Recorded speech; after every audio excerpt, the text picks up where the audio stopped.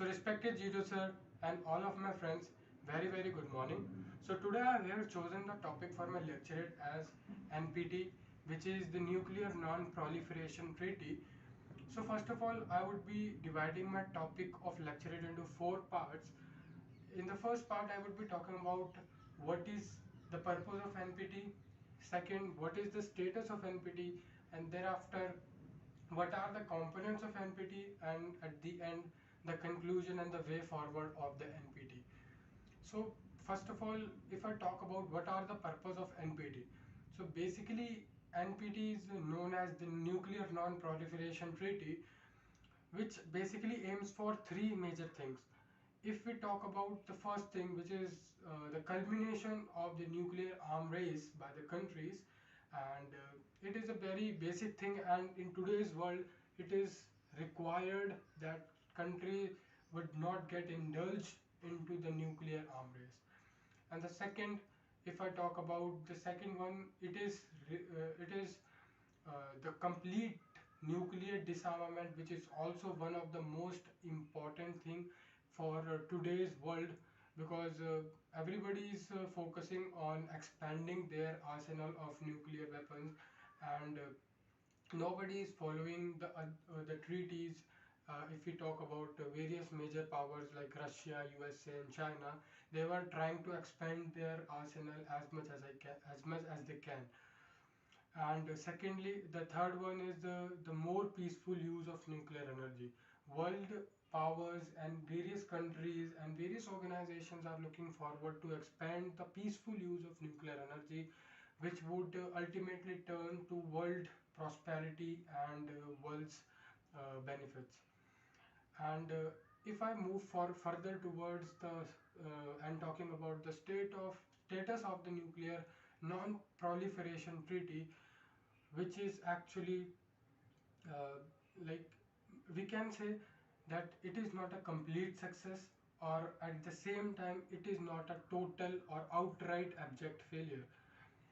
It is because nuclear proliferation, non-proliferation treaty has actually restricted and contained those countries who want to expand their nuclear arsenal and who wants to actually become a nuclear state. As if we talk about the North Korea and Iran, many countries have imposed sanctions and restrictions on those countries so that they will not be expanding or not be uh, getting indulged into their nuclear programs.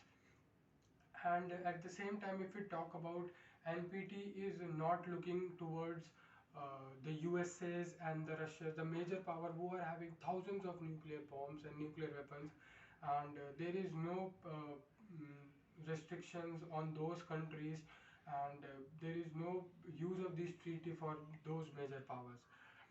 So if I talk about the components of the NPT, so there are various treaties under this NPT, non-nuclear non-proliferation treaty. Basically, there are three major treaties. If we talk about the CTBT, the PTBT, and the TPNW. CTBT stands for Comprehensive Nuclear Test Ban Treaty, and the PTBT is Partial Nuclear Test Ban Treaty. These two treaties were came into existence so that the country will not be doing the nuclear test, so that like the nuclear tests were banned on every country, so that they will not be taking any of the nuclear weapons into their commission. And the second one is the Treaty for Prohibition of Nuclear Weapons. These treaties were signed by those countries who are totally in against of nuclear weapons and were not having even a single nuke.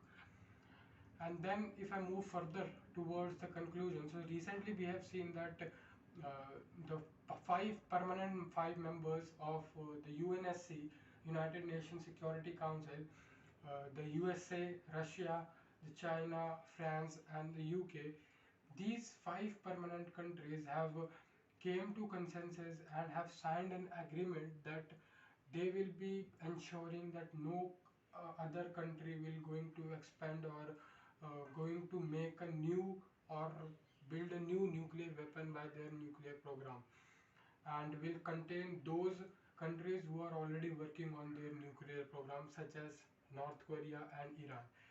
But these treaty or these agreement doesn't talk about those who are already procuring thousands of nuclear weapons. So this is a bit lopsided treaty. So if the world has to eradicate or has to abandon their all nuclear weapons, so we must have to start in a descending order, and the major powers must have to retire their own nuclear weapons, so that the countries who are not having nuclear weapons or having less nuclear weapons, they will automatically or intuitively get encouraged by their moves and will not look forward for their own nuclear programs and their nuclear weapons. Thank you very much, and Jai Hind.